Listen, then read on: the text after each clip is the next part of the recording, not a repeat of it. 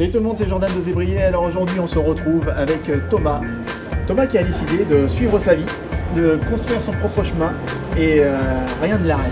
Aujourd'hui, il est lancé et c'est une vraie machine et il va nous en dire un petit peu plus par rapport à ce qui lui arrive en ce moment et puis qu'est-ce qui l'a amené à s'orienter et à prendre ce chemin de vie aujourd'hui. Salut Thomas. Salut Jordan. Ça va? Super, et toi? Ouais, ça va super. Tu peux te présenter pour les personnes qui ne te connaissent pas forcément. Qui ne me connaissent pas encore. Et qui ne te connaissent pas encore.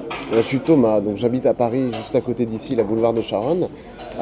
J'ai 35 ans et ça fait 1 an que j'ai arrêté de travailler dans le monde des grandes entreprises ou des startups pour me lancer dans la musique en tant que pianiste-compositeur. Comment t'es venu ce moment tu t'es dit tiens, je vais arrêter et je vais me lancer dans ma propre passion.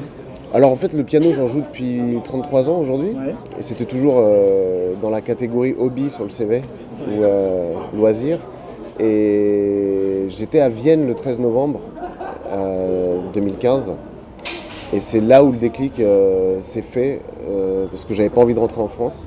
C'est vraiment parce qu'à 50 mètres d'ici il y a le comptoir Voltaire où il y a eu un type qui s'est explosé là.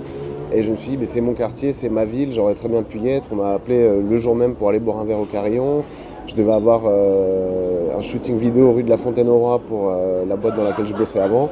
Je me suis dit, mais ça fait trop de coïncidences. Comme par hasard, je suis à Vienne, la ville de la musique. J'étais en train d'essayer des pianos chez Bösendorfer, qui est une énorme manufacture de pianos qui a été rachetée par Yamaha récemment. Et je me suis dit, ok, là la musique elle t'appelle, il faut faire quelque chose. J'avais pas envie de rentrer à Paris déjà. Je voulais rester à Vienne, je me suis dit je vais jouer de pianiste dans un bar, dans un hôtel, dans le lobby, dans un 5 étoiles et puis gagner des tips et on verra, mais je peux plus retourner là. J'avais vraiment cette grande frayeur, une angoisse presque.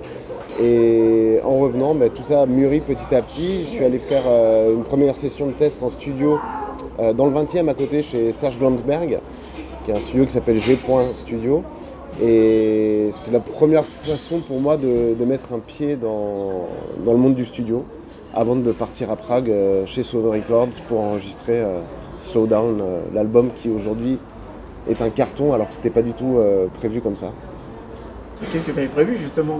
Moi je voulais faire un disque pour moi, pour mes amis et puis voilà, faire un truc histoire de figer une œuvre dans le temps et puis de l'offrir à des gens que j'aime bien, de l'offrir comme un cadeau. Et je pensais pas que ça allait prendre autant d'ampleur en fait.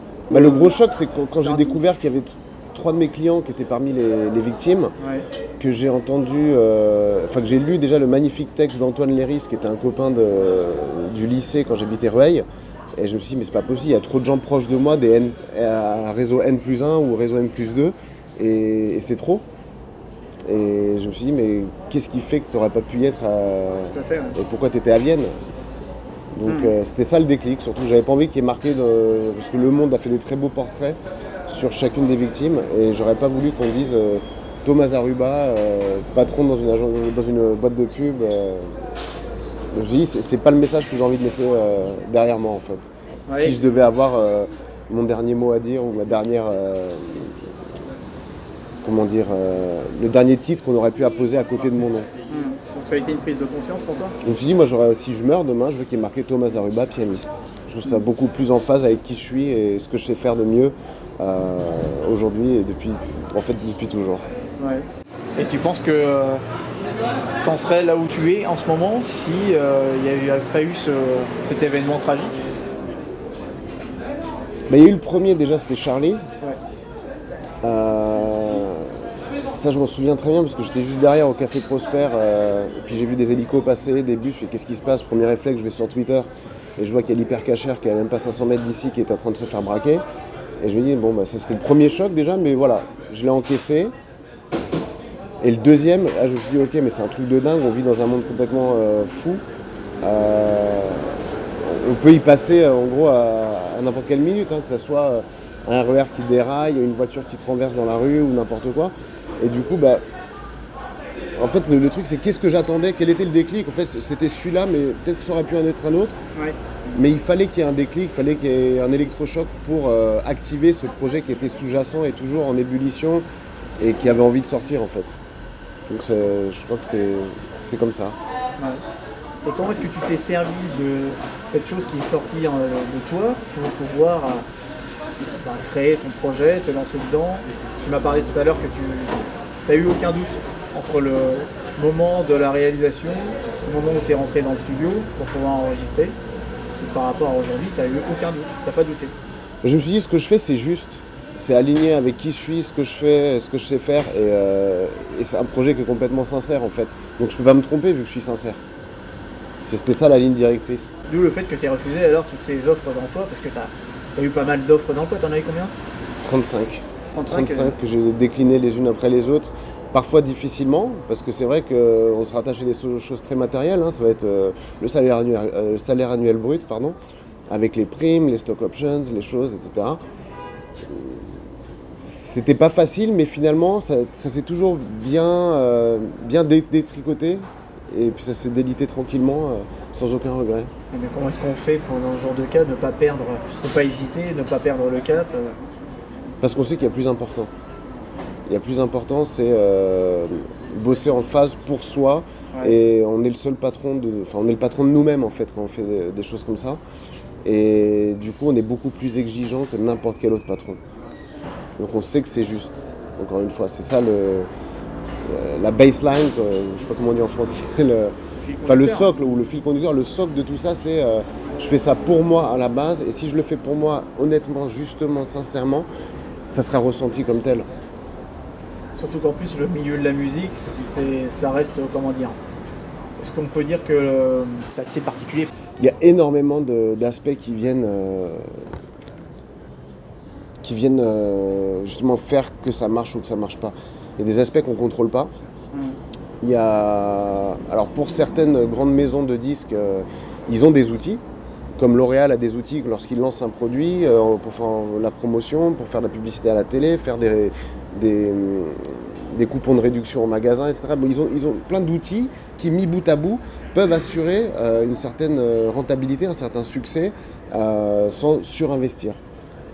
Ça, c'est des choses qui fonctionnent, mais on voit aussi que parfois ça ne marche pas. Alors qu'on a appliqué la recette parfaitement. Et c'est tout le cas des produits qui échouent, qui sont lancés et qui ne marchent pas parce qu'ils ne sont pas adaptés au marché. On a oublié de penser à la couleur du produit, on a oublié de penser à l'adaptation de la publicité dans la langue locale. Enfin, il y a plein de choses comme ça qui font qu'en fait, la recette, c'est jamais vraiment la recette parfaite. Et dans la musique, c'est encore pire, j'ai envie de dire, parce qu'il faut trouver son audience. Il faut être patient. Je pense à Leonard Cohen qui a été connu 20 ans après l'écriture de ses premiers textes. 20 ans, c'est long, il faut y croire, il faut avoir la foi. Donc, que ça arrive vite ou pas vite, en fait, peu importe, tant que c'est fait avec sincérité, je pense que ça prend à un moment ou à un autre. C'est important, la sincérité, ouais. C'est fondamental. Quand on fait des choses avec le cœur, enfin, des choses artistiques, si on les fait avec la tête ou avec l'objectif de devenir connu, etc., je pense qu'on n'émeut pas grand monde. Et comment tu te lances dans un projet comme celui-là avec confiance? Comme un enfant qui apprend à marcher. C'est-à-dire qu'il se tape la tête dans les murs, parfois il finit aux urgences à se faire recoudre le front, et puis il lui faut tant de mois avant de marcher sans tituber sur ses deux pieds, et puis après on grandit, et puis on apprend à trotter, à galoper, on apprend à courir, on apprend à faire du footing, on apprend à faire un marathon peut-être, ou des sprints, du saut en longueur. Donc, on apprend en fait en permanence. Et comment faire, comment ça marche, on reste apprenti toute notre vie en fait. Et si on est dans cette mécanique-là, dans cette phase où je suis toujours en apprentissage tout le temps, je ne sais pas tout, et j'ai toujours à apprendre, et ça ouvre des portes insoupçonnées en fait. Donc il convient de mettre de côté un peu son ego, si on peut dire ça comme ça. En règle générale, l'ego, il ne sert à pas grand-chose. C'est notre pire ennemi, presque. Comme au tennis, notre pire ennemi, c'est pas l'adversaire, mais le filet. C'est des choses, on n'est pas sûr de... On pense que son ennemi, c'est l'adversaire, mais en fait, c'est le filet. Donc, on pense que notre ennemi, ça va être un concurrent qui joue pareil que moi, ou dans le même esprit, etc., et qui marche mieux que moi, ou choses comme ça. Non, mon pire ennemi, c'est mon ego. Parce qu'il va me faire... Il a envie de me faire tomber en fait. Donc c'est une chose qu'il faut absolument écarter au plus vite pour se concentrer sur ce qu'on a envie de faire au fond, sincèrement. Et après, je pense que ça se décante tout seul. Ouais, ça se décante tout seul. Ouais. Justement, parle-nous de toutes ces coïncidences dont tu nous parlais tout à l'heure, ces rencontres, le fait d'être là au bon moment avec les bonnes personnes et puis de laisser un petit peu aller au cours des choses? C'est d'être toujours en écoute totale, mais en écoute totale et en demande de découverte, mais avec chaque personne, que ce soit mon cordonnier, la personne qui va changer la batterie de ma montre, mon boulanger, mon maraîcher tous les samedis et les mercredis matins sur le boulevard. Tout le monde a une histoire, tout le monde a quelque chose, a envie de partager quelque chose avec quelqu'un d'autre. Donc si on est en demande, à l'écoute et donc en demande d'échanges sincères, et les choses se déploient comme ça. Donc moi je pense typiquement à cette soirée où je vais prendre des photos avec un vieil appareil photo analogique, un Leica, d'un concert d'un grand groupe tchèque mais qui est inconnu en France, qui avait une date à Paris. Je finis par discuter avec le guitariste, on reste en contact, je lui envoie les photos parce qu'elles étaient bonnes. Et c'était il y a 2-3 ans déjà, et je l'ai recontacté il y a 1 an pour lui demander tu sais pas où je pourrais aller enregistrer du piano, parce qu'à Paris c'est très très cher. Et j'ai aussi envie d'aller justement sur le terrain de mes ancêtres, donc la République tchèque à Prague, pour faire ce projet. Je me mets en relation avec un studio, et dans ce studio-là, j'appelle, et la femme décroche, elle me dit « Ah, mais vous appelez de Paris ?» Donc moi je parlais en tchèque, elle me dit « Mais je parle très bien français. » On se met à parler aussi en français, parce qu'elle a fait le lycée français. On se met d'accord sur des dates, elle vient me chercher à Prague en voiture avec sa fille, on discute, les jours se passent, etc. Donc l'album se fait, et en revenant en France, je contacte l'ambassade de République tchèque à Paris, et au bout d'une demi-heure, l'attaché culturel que j'ai rencontré donc, le lendemain de mon coup de fil me dit « Alors vous étiez dans quel village ?» Et je lui dis « Mais j'étais à Unhost. » Il fait « C'est pas possible, toute la famille de côté de mon père vient de là-bas, et est-ce que vous n'auriez pas rencontré Carolina par hasard ?» J'étais avec elle, j'ai perdu ses nouvelles depuis très longtemps. Et je dis si, c'est elle qui est venue me chercher, c'est la femme de Pavel, le patron du studio, etc. Donc, le monde est petit. Le monde est très petit. Il y a ces fameuses recherches qu'il y a autour des 6 degrés d'éloignement entre chacun des individus qu'on peut croiser dans notre vie sur la planète.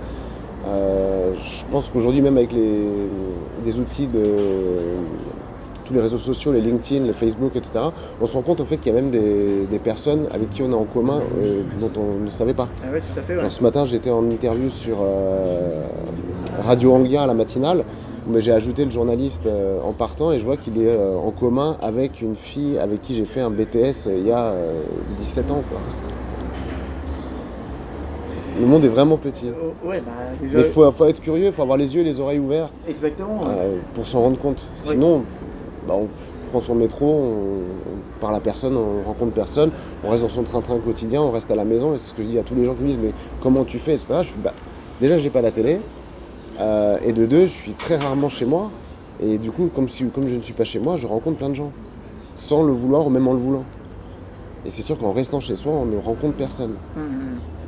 Donc, sortons pour trouver rencontrons les gens qui sont vivants, qui ont envie de partager, qui peuvent aider, qui ont envie d'être aidés, parce qu'on a tous quelqu'un qu'on connaît qui peut aider quelqu'un d'autre qu'on connaît. Donc c'est d'être ce hub, d'être ce réseau de mise en relation, mais de manière complètement désintéressée. C'est aussi ça qui est formidable. Si c'est désintéressé, c'est franc, c'est honnête, c'est droit, et ça marche. Dès qu'il y a un intérêt, tiens, je te donnerai 10% de si tu fais ça, tout de suite ça vient rouiller la relation, et ça donne un petit goût amer, enfin pas bon, ça donne un mauvais goût en fait. Qu'est-ce que tu suggérerais à une personne qui n'ose pas se lancer, qui a un métier relativement bien payé ou pas, même d'ailleurs, et qui a une certaine zone de confort, et qui n'ose pas se lancer dans quelque chose qui lui tient vraiment à cœur? Parce que c'est vrai qu'en plus de ça, il y a pas mal d'articles sur le net qui disent oui, pouvez vivre de votre passion. Après, il y en a d'autres qui vont dire non, c'est pas possible de vivre de sa passion, etc. Qu'est-ce que tu pourrais suggérer? Et qu'est-ce que c'est la passion déjà? Parce que parfois on pense qu'on a une passion et finalement on se rend compte une fois qu'on a mis les pieds dedans que c'est pas du tout notre passion, mais que c'était un rêve et qu'on l'a réalisé et que maintenant il faut passer à autre chose. Ça peut être une première chose. C'est très dur de quitter quelque chose d'installé, mais c'est pas impossible. Je m'explique. C'est très facile d'arriver à 30 ans, 35 ans, 40 ans, d'avoir son appartement de X mètres carrés, Ses traites pendant 20 ans avec des taux quasi négatifs aujourd'hui, son RER qui est blindé tous les matins pour aller dans les belles tours de la Défense, c'est réglé. Et du coup, on a la sensation qu'on a tué l'incertain. Et l'incertain, c'est tout ce qui se passe demain, mais avec un D majuscule, parce qu'on ne sait pas ce qui va se passer demain. Et ça fait depuis la nuit des temps que la prédiction, les prédicateurs, ces gens-là, ont un énorme succès parce que ça rassure les gens de dire « mais si, tu verras, demain, il se passera ça ». Une des choses qui est le plus lu dans les journaux, quand les gens achètent ou prennent le journal gratuit aux stations de métro, c'est la page horoscope. Ah ouais. C'est la page horoscope. Le soir, après le journal à la télé, les gens regardent quoi? Les prédictions, les prévisions météo. On a envie de connaître le futur et c'est le seul truc qu'on ne sait pas encore faire aujourd'hui. Donc, à ces gens qui sont coincés là-dedans, et je leur souhaite de se faire virer en fait. Parce que j'ai rencontré comme ça quelqu'un qui avait 45 ans, qui avait bossé dans une boîte pendant 20 ans, fidèle au poste, qui est monté de commercial à directeur marketing Europe, directeur commercial Europe, directeur général, je ne sais quoi. Et du jour au lendemain, il s'est fait dégager. Et il a pris la plus belle baffe de sa vie. Il me disait, mais je savais pas comment réagir, je me suis dit, mais c'est pas possible, etc. Comment je vais me relever? Et en fait, c'est juste qu'il s'était installé dans ce confort, qu'il n'était pas prêt à se remettre en question au quotidien. Et c'est ça qui a fait qu'il a mis plus de 4 ans à retrouver un travail. Et qu'il a déprimé, qu'il a, je pense, fait ce qu'on peut appeler burn, in, out ou autre. Et il n'était pas prêt. On l'avait pas préparé à ce que tout peut s'arrêter du jour au lendemain. Que ce soit la vie, le travail, les relations de famille ou d'amour, tout peut s'arrêter demain ou dans 5 minutes. Donc comme on peut rien prévoir, autant y aller. Je sais pas, si on prend l'exemple des relations amoureuses, celui qui a eu un succès ou celle qui a eu un succès, puis ensuite un échec et un autre échec, est-ce qu'il s'arrête à l'échec? Non, il recommence. On recommence. Et donc c'est un cycle infernal qui continue jusqu'à ce qu'on arrête de vivre en fait. Donc il faut juste y aller. Et c'est vrai que parfois, se faire virer, ça peut être un vrai déclencheur. Ça peut être une chance, dans le sens où quand on nous refuse ce train-train quotidien, on va devenir beaucoup plus créatif et on va mettre en place un système qui permet justement de faire ce qui nous plaît pour de vrai. Et pas de coller à l'image de « il faut que tu sois consultant senior chez Boston Consulting Group, que tu sois auditeur chez Ernst, que tu sois banquier à la BNP, que tu fasses ci, ça, que tu fasses du marketing chez L'Oréal, etc. » C'est juste bon pour la carte de visite et le profil LinkedIn et puis les likes sur le changement de poste. Mais au final, est-ce que c'est vraiment ce qu'on veut faire? Là est la question en fait. Là est la question, exactement. Merci beaucoup Thomas. Merci Je Jordan. te souhaite une super bonne continuation. Ça va bien se passer. De toute façon, je ne peux pas prévoir. Oui, il ne faut pas prévoir, c'est ce que j'allais dire.